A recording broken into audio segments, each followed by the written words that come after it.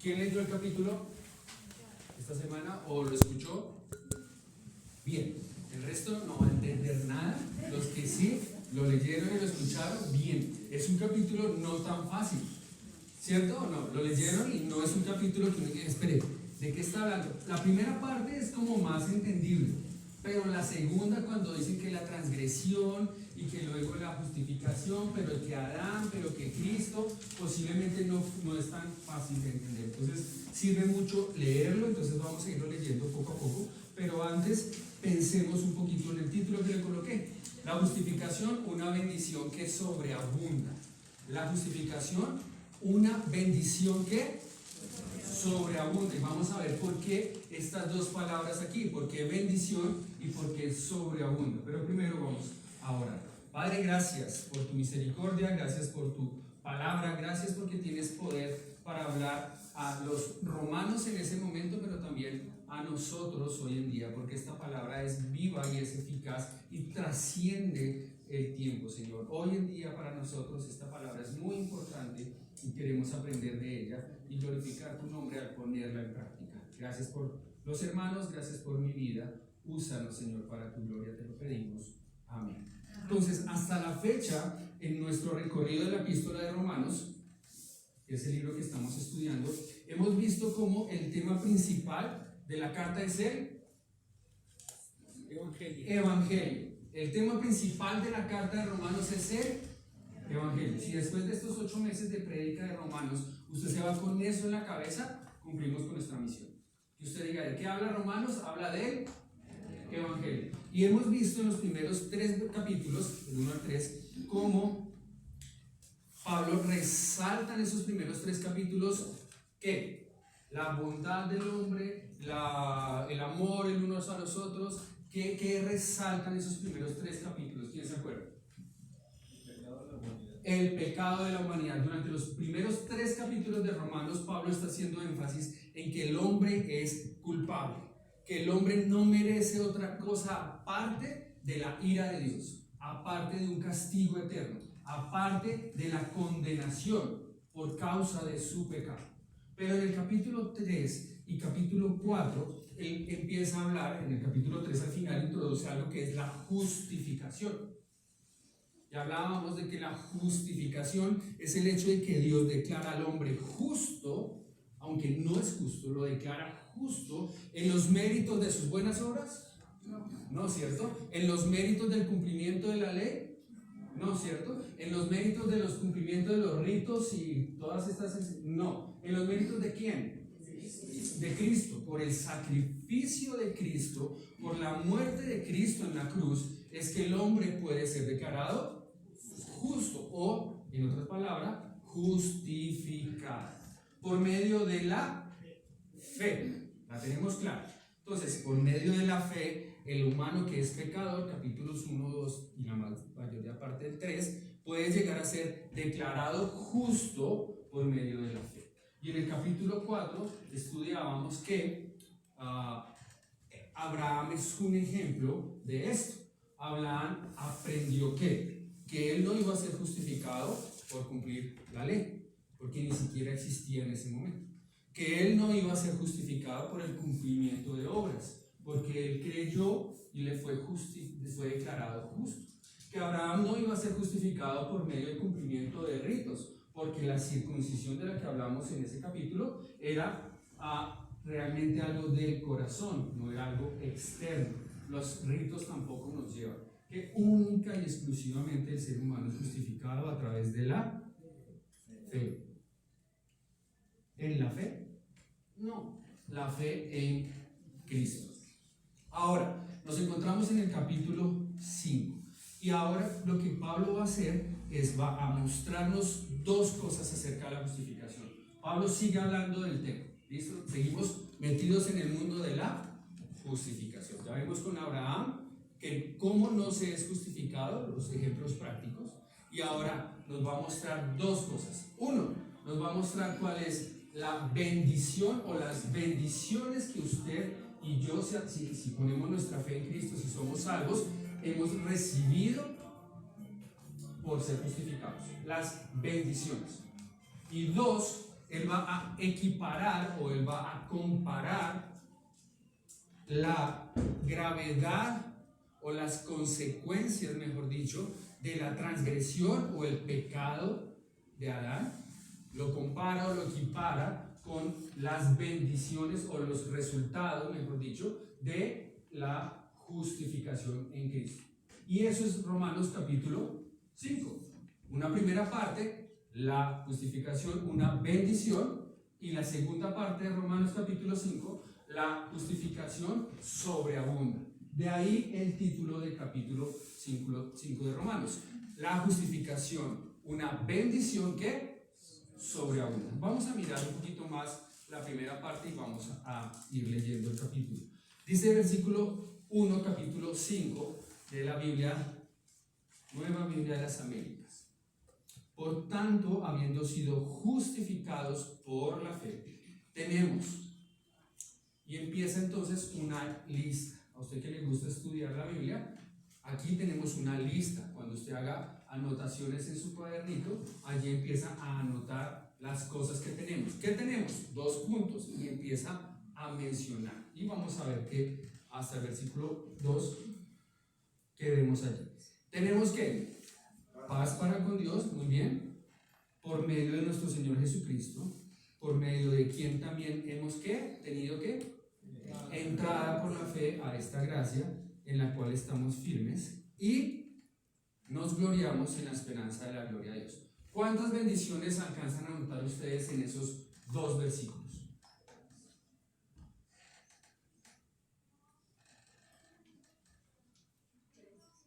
¿Cuántas? 3. Vamos a ver la primera. Dice, entonces, primera parte, Pablo va a enunciar los beneficios de la justificación por medio de Cristo. Si usted toma nota, ese es el punto número 1. Vamos a enunciar los beneficios de la justificación que viene por medio de Cristo. Y el primer literal, o la primera bendición que tenemos es: tenemos paz para con Dios. Tenemos paz para con Dios. No sé usted, pero yo hoy en día puedo acostarme tranquilo. Yo sé hoy que hoy en día me puedo morir en este mismo instante y voy a estar en el cielo en la presencia de Dios. Y eso lo sé y estoy absolutamente seguro porque Dios me dio paz para con Él a través de la justificación. Recuerden, los primeros capítulos de Romanos nos están diciendo que el hombre por naturaleza es pecador y eso lo convierte en un enemigo de Dios. Y yo puedo tener de enemigo a mi vecino, a mi vecina, a mi esposa, y no pasa nada. Pero tener de enemigo a Dios es muy, muy perjudicial. Porque Él es el juez justo, Él es el juez santo. Ante Él no hay quien gane un pleito si no tiene al abogado correcto. Y si no hay paz para con Dios, entonces va a haber enemistad. Y si hay enemistad, nadie puede hacer nada por sí mismo para reconciliarse con Dios. Entonces es muy importante este beneficio que tú y yo tenemos si hemos depositado nuestra fe en Cristo. Si tú estás aquí y aún no has depositado tu fe en Cristo, si aún no has sido justificado, eres enemigo de Dios y no tienes paz con Él. Y lo peor que te puede pasar es irte de este mundo sin tener paz con Dios, porque estarás condenado como un enemigo de Dios por toda la eternidad. Entonces, qué gran bendición aquellos que hemos sido justificados, que ahora tenemos paz. Y yo me puedo morir en este momento y me voy para el cielo porque ya no soy enemigo de Dios. Tengo paz para con Él. El mundo se puede estar acabando a mi alrededor, pero si yo tengo paz con Dios, puedo estar tranquilo. Él me da de su paz, además, porque ya tengo paz. Ya eres salvo, ya tienes paz para con Dios. Tienes este privilegio, esta bendición por ser justificado. Espero que así sea. La segunda bendición es en el 2a. Dice, tenemos entrada a la gracia, dice, en la cual permanecemos firmes. ¿Qué quiere decir esto? La justificación nos da la posibilidad de disfrutar del favor inmerecido de Dios. Sin Cristo no disfrutamos de la gracia, sino que estamos bajo su juicio. La gracia es un favor no merecido. Cuando tú no eres amigo de Dios, estás enemistado con Él, cuando no tienes su paz, cuando no has sido justificado, no puedes disfrutar de la gracia de Dios en tu vida. Hay una gracia que cobija a todo el mundo y si no, pues todos estaríamos muertos. Pero esa gracia, ese favor personal de Dios, en donde Él te mira a ti como un ser único, como un ser por el que Cristo murió, como su Hijo, y te da su gracia, que los que somos salvos la hemos disfrutado y la reconocemos día a día. Esa la tenemos gracias a la justificación. No sé si habíamos caído en cuenta en eso. No podríamos disfrutar de esa gracia, de ese favor inmerecido, si no fuera porque Cristo murió en la cruz. Viviríamos con miedo, viviríamos con temor, como viven nuestros vecinos y amigos que no tienen de Cristo, preocupados por la economía, preocupados por el presidente, preocupados por la guerrilla, preocupados. La gracia de Dios está sobre nosotros y nos permite vivir de una manera diferente, ver las cosas de una manera diferente. Y dice de esa gracia en la cual estamos como, versículo 2, firmes. Esa gracia no se va a quitar de nosotros. Esa gracia permanece. Y esa gracia es la que nos da fuerza para levantarnos cada día y enfrentar un mundo y unas situaciones complejas. Entonces tenemos una bendición que es la paz para con Dios, otra bendición que es el permanecer en su gracia. Una tercera que notaron ustedes allí está al final del versículo que dice: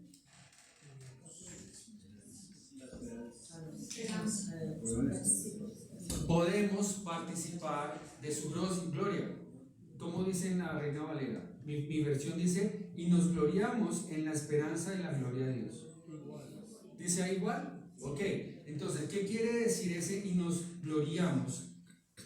De poder participar de la gloria de Dios. ¿Alguna vez usted ha estado o ha estado a las afueras de un lugar en donde están celebrando y usted dice: uy, yo quisiera estar ahí dentro, pero no tengo cómo entrar, no me han invitado, no tengo boleta, no puedo pasar, se ve que eso está muy bueno allá adentro, pero yo no puedo ingresar? Usted no puede participar de ese evento, no puede participar del disfrute, no puede participar de la comida, no puede participar de eso porque no ha sido invitado, porque no tiene una boleta para ingresar. Ese es lo que vive la gente en el mundo sin Cristo. La gente no puede participar de la gloria de Dios. Sin Cristo no puedes participar de las bendiciones que Dios tiene para sus hijos. Sin Cristo no puedes participar de su presencia. Sin Cristo no vas a estar en el cielo cuando te mueras. ¿Ven la idea de participar y cómo es una bendición? Gracias a la justificación, a que somos declarados justos por la sangre de Cristo, ahora sí podemos participar.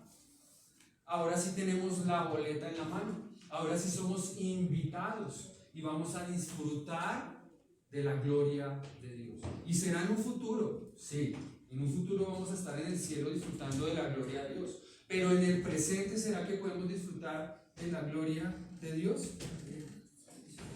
Te pido que escribas, si te es posible, de qué maneras hoy estás aprovechando ese privilegio que tienes de disfrutar de la gloria de Dios en tu vida.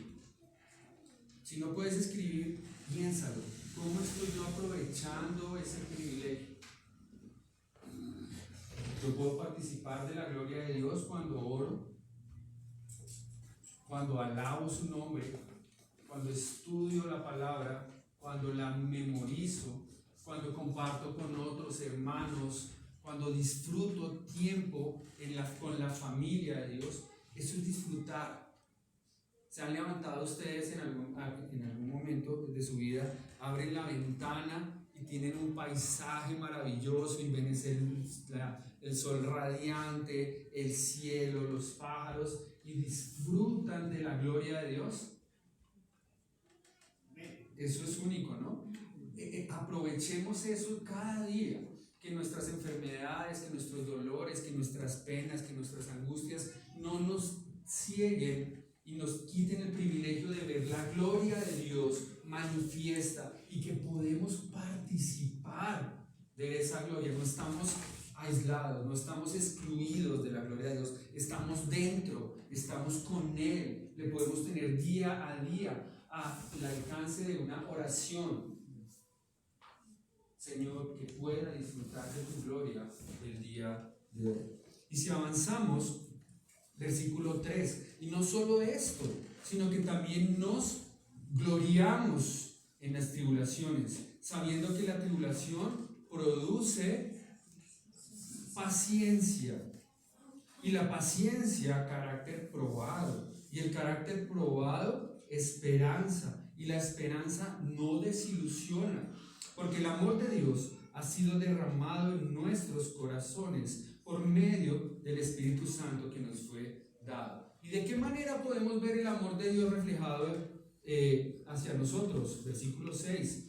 Porque mientras aún éramos débiles a su tiempo, Cristo murió por los impíos. Porque difícilmente habrá alguien que muera por un justo, aunque tal vez alguno se atreva a morir por el bueno. Pero Dios demuestra su amor para con nosotros en que, siendo aún pecadores, Cristo murió por nosotros.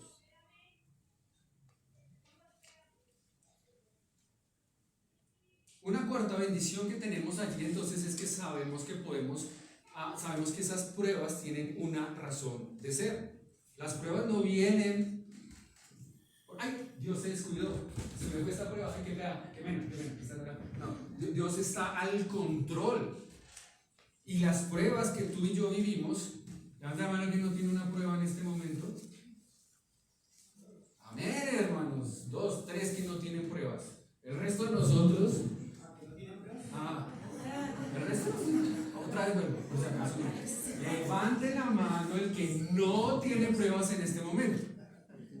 El hermano Abel es como se va a pensionar, ya le queda un mes, la buena vida. Claro, así sí, ¿quién no? Pero el resto de nosotros mortales tenemos pruebas. Y es una bendición tener esas pruebas, porque ¿qué va a pasar con esas pruebas? Esas pruebas Dios las permite en nuestra vida con un propósito.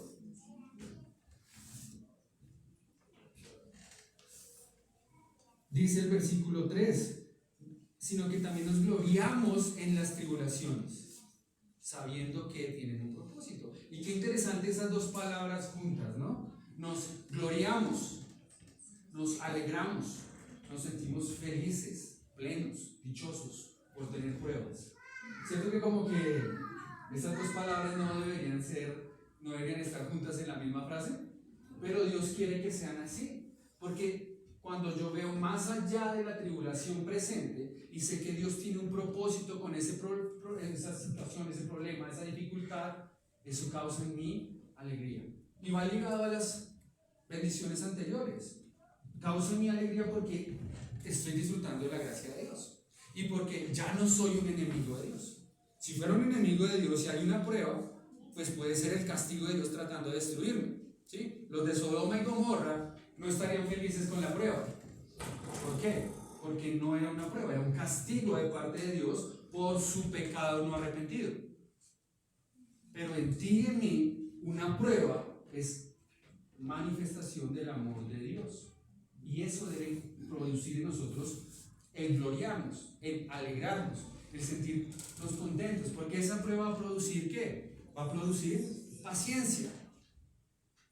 Y va a producir un carácter aprobado, un carácter firme, y va a producir esperanza en la ayuda de Dios. Y esa esperanza no voy a quedar avergonzado por esperar el socorro de Dios, porque Dios siempre llega a tiempo. Primera de Pedro habla de eso. Dios no llega tarde. Entonces, una bendición que recibimos por la justificación tiene que ver con poder gloriarnos en las dificultades. ¿Lo estás viendo de ese modo? ¿Estás viendo que la prueba es amor de Dios pulpito sobre ti? Esa manifestación de que Él te quiere de tal manera que quieres sacar algo mejor de la versión que ya tienes de ti mismo. Dios te está puliendo, está formando el carácter de Cristo en ti. Entonces, amén por las pruebas, que vengan más. Masoquistas tampoco, sí, tampoco, pero pues las que Él quiera, en el momento que Él quiera, darle la bienvenida y ver qué hay que hacer. Y ojo que estos versículos interesantes, que no los vamos a estudiar a profundidad, desde el versículo 6 hasta el versículo 8, que hablan de cómo se manifestó el amor de Dios para con nosotros, permitiendo que su Hijo padeciera en favor nuestro. Están muy ligados a esto de gloriarnos en las tribulaciones. Si Dios, que amaba tanto a su Hijo y ama tanto a su Hijo, le permitió padecer y sufrir por amor a nosotros, ¿qué podemos esperar nosotros? También vamos a padecer, también vamos a sufrir, con un propósito. Pero veamos el amor de Dios en Cristo. Él padeció para que hubiese un resultado que es la justificación.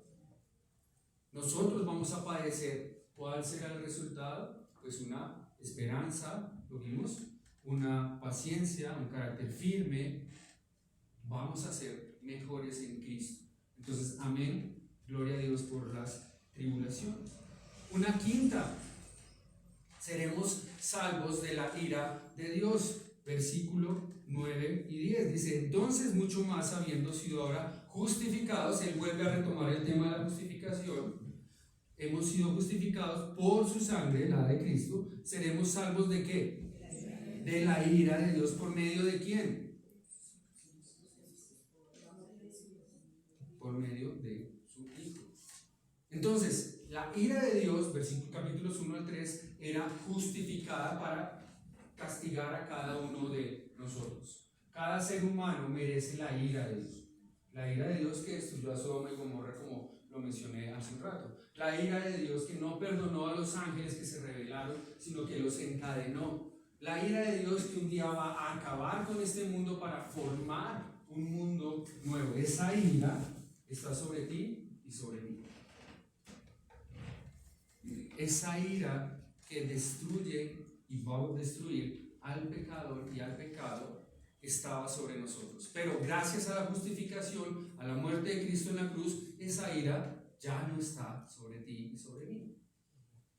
¡Qué bendición! Y la quinta, podemos gloriarnos en Dios por medio de Cristo, porque hemos recibido reconciliación. Y yo creo que con esta última bendición, Pablo, hemos sido reconciliados con Dios.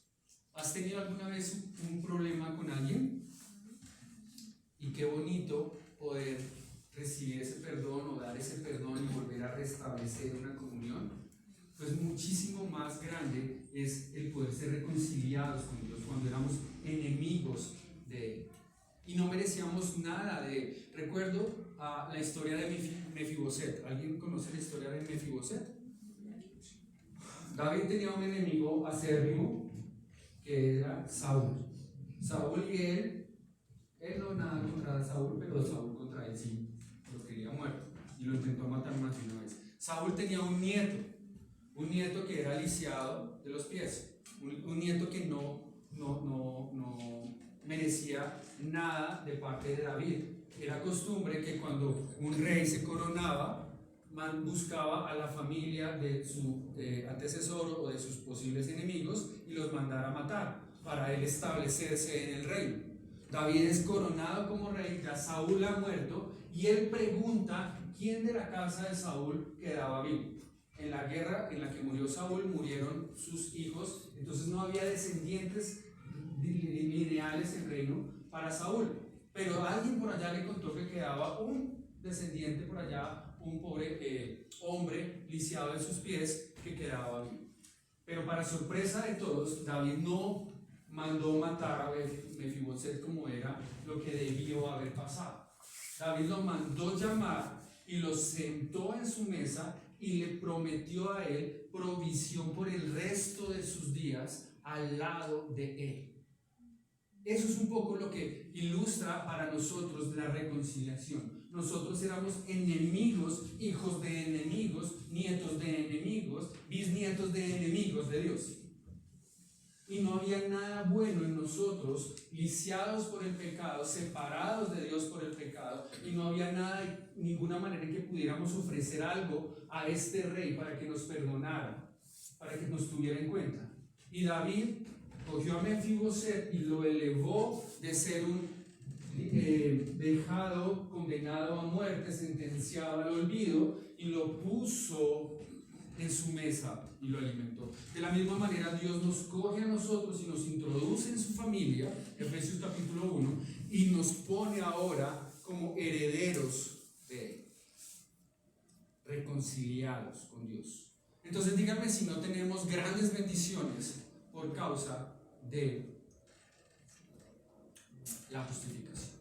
Pasamos a la segunda parte del capítulo 5, en donde Él va a equiparar. Entonces vamos a hacer una comparación. Entonces, a usted que le gustan los cuadros y las gráficas, va a coger estos versículos desde el 15 hasta el 21 y va a poder bosquejar esto en una gráfica en donde va a poder comparar dos cosas. ¿Y qué está comparando Pablo allí? Él está comparando los efectos de la transgresión o el pecado que ingresó por Adán con los efectos de la justificación que vinieron con Cristo. Una cosa comparada con la otra para tener un resultado, para saber qué es mejor. Versículo 12, antes de empezar, hasta el 14, Él nos hace una introducción a esta comparación y dice: por tanto, dice Pablo, tal como el pecado entró en el mundo por medio de un hombre, y por medio del pecado la muerte, así también la muerte se extendió a todos los hombres, porque todos pecaron.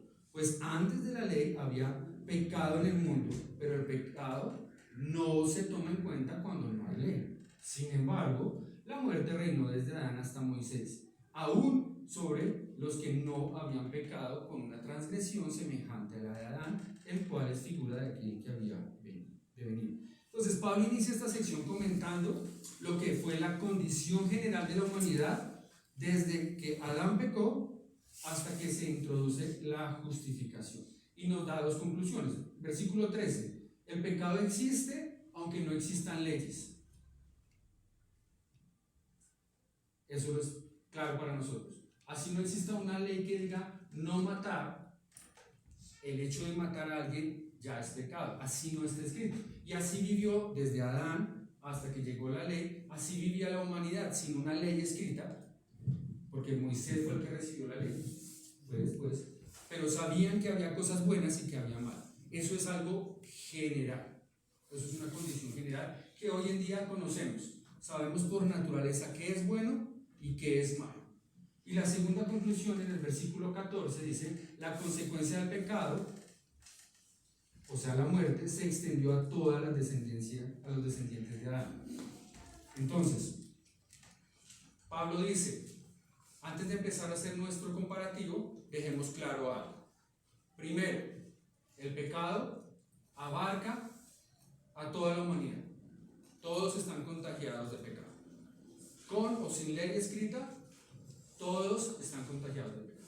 Y segundo, como el pecado trae como consecuencia la muerte, pues si A es igual a B y B es igual a C, pues entonces el hombre pecó, el pecado trae como consecuencia la muerte, y todos los humanos han pecado, como consecuencia en todos los humanos, ¿qué van a pasar? Están muertos, están separados de Dios. Esa es la base con la que él inicia esta comparación. Versículos 12, 13 y 14. Ahora sí arranca a comparar. Leamos los versículos 15 al 21. Léalos usted allí en unos calma, tranquilos, enredados, pero ya los buscamos desenredados. Pero les pongo una tarea antes de que empiecen a leer. Rayen su Biblia, subrayen su Biblia, o anoten un papelito si no les gusta rayar la Biblia, las palabras que apliquen como comparación. Por ejemplo, tal como, así como, pero esto no fue como esto. Lea del 15 al 21 subrayando esas palabras que a usted le ayudan a comparar una cosa con la otra y verá cómo va a ser un poco más claro el tema.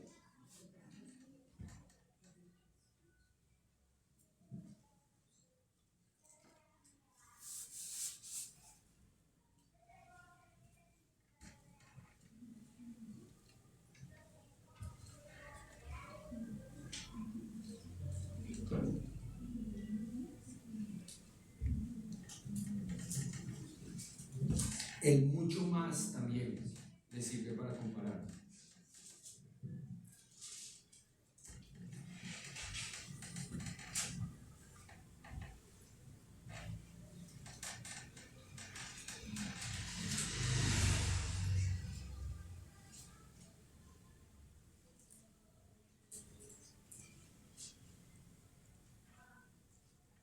Cuando haya leído hasta el 21, levante la mano por favor para ir calculando.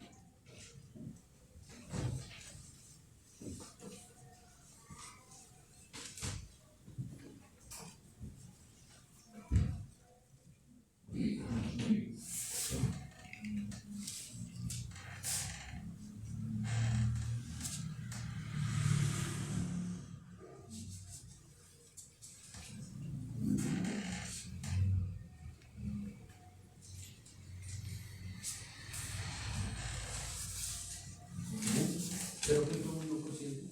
¿0.2%? Bien.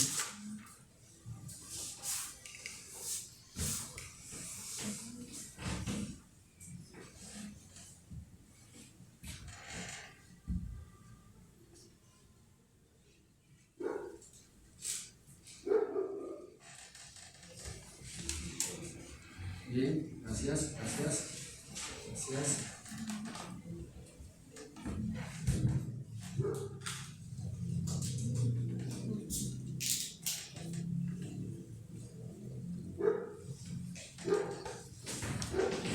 Gracias.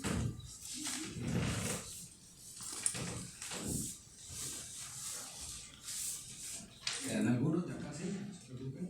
Gracias.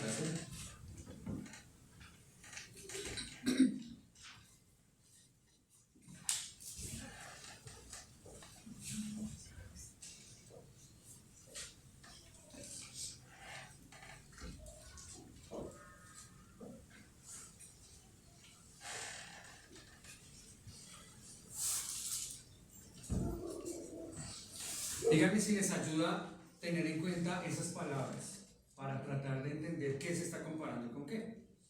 En el curso de hermenéutica discutíamos que vamos a tener que repasar, devolvernos a quinto de primaria, donde nos enseñaban qué era el verbo, qué era el sustantivo, qué era el sujeto, qué es el predicado, las frases dependientes, el verbo activo, el verbo pasivo, el gerundio. Todas esas cosas nos van a ayudar a recordarlas para poder entender mejor la Biblia cuando la estudiamos. Y en esta ocasión, estas palabras que comparan una cosa con la otra nos ayudan a entender. Y si no me creen, vamos versículo por versículo y verán que sí. Primero, versículo 15, ¿qué efecto trae la transgresión y qué efecto trae la justificación? Versículo 15 dice, pero no sucede con la dádiva. ¿Qué será la dádiva? La justificación. ¿Sí? Es otra forma de decir, no sucede con la justificación como con la transgresión. Entonces no pasa con la justificación lo mismo que pasa con la transgresión. ¿Bien ahí? Porque si por la transgresión de uno, ¿quién fue ese uno? Adán. Si por la transgresión de Adán murieron los muchos, ahí viene la comparación. Mucho más la gracia de Dios y el don de Dios por la gracia de un hombre que fue Jesucristo abundaron para los muchos. Entonces, versículo 15, por la transgresión de uno murieron muchos. Está en la pantalla por si acaso no la tiene. Pero por la justificación de Jesús, en Cristo Jesús, mucho más abundaron que la gracia y el don de muchos. ¿Qué será mejor? ¿La muerte de muchos por causa de Adán o la gracia y la bondad sobreabundante en Cristo? Listo, entonces estamos comparando la transgresión con la justificación. ¿Qué va ganando? la justificación de Dios que manifiesta la gracia y el don para muchos. Versículo 16. Tampoco sucede con la justificación como con lo que vino por medio de aquel que pecó. Otra vez, ¿quién es aquel que pecó? Entonces, tampoco sucede con Cristo como con lo que vino por medio de Adán. Porque ciertamente el juicio surgió a causa de una transgresión, resultando en condenación. Y ahí viene la comparación, que dice, pero la dádiva surgió a causa de muchas transgresiones, resultando en ¿qué? Justificación. Entonces, transgresión a mi izquierda. ¿Qué tenemos en el versículo 16? El efecto de la transgresión, juicio y condenación por causa del pecado de Adán.